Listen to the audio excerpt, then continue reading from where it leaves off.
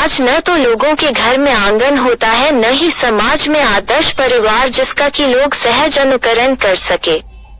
घर में आंगन न होने का दुष्प्रभाव है कि परिवार आदर्श नहीं बन पाता है।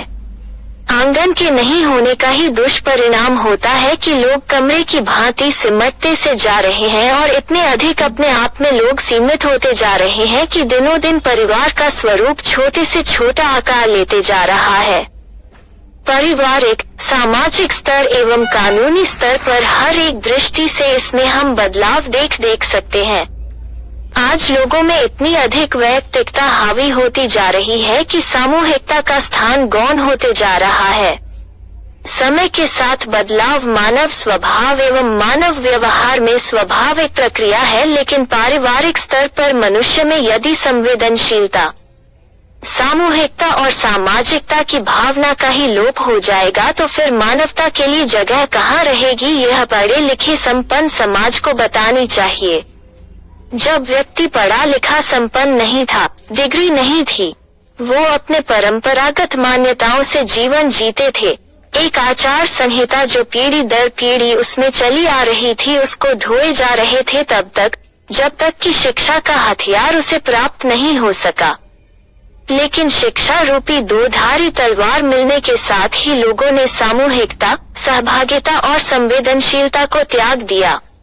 शैक्षणिक आबोहवा ने न केवल व्यक्ति के घर में आंगन और घर के बाहर के बंगला को समाप्त कर उसे रूम का आकार दे दिया, बल्कि मानव परिवार की सामूहिकता को भी समाप्त कर दिया, जहां एक साथ हर कोई घर में बैठ सकता था।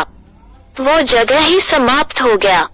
बिल्डिंग की बालकनी में जितने लोग बैठ सकते हैं, परिवार उतने में ही सिमटते जा रहा है। मकान की संरचना भी आपसी दूरी को बढ़ाता है।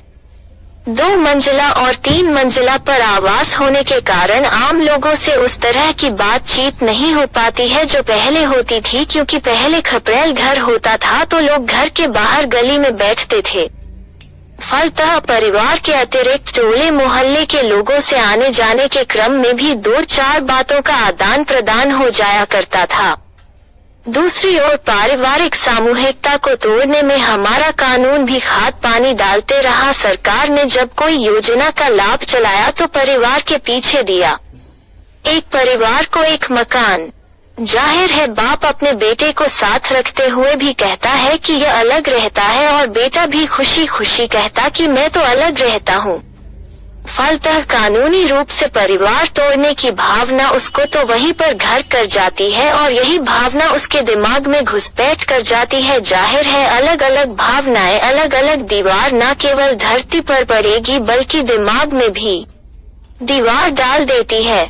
रोजगार संबंधी अन्य क्रियाकलाप के लिए जब गांव से शहरों की ओर लोगों ने पलायन किया तो अपनी संस्कृति को तो भुला ही दिया, वहां की भी संस्कृति को आत्मसात किया। हालांकि संस्कृति का समंजीकरण हुआ, लेकिन पूरे बदलाव के साथ शहर गया व्यक्ति जब वापस गांव आया तो न केवल वहां से रुपया और पैसे लाया बल्कि वहां की संस्कृति को भी अपने गांव और घर तक लाया।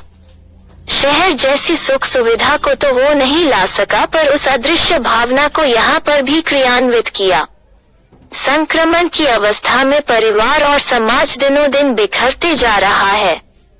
इसे बचाने के लिए किसी भी स्तर पर किसी तरह का प्रयास नहीं किया जा रहा है, बल्कि दिनों दिन यह सामूहिकता एवं हमारी मान्यता को भी कहीं ना कहीं बर्बाद कर रही है।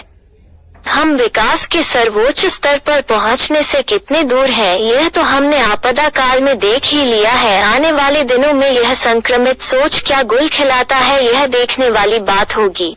वीडियो सुनने के लिए धन्यवाद।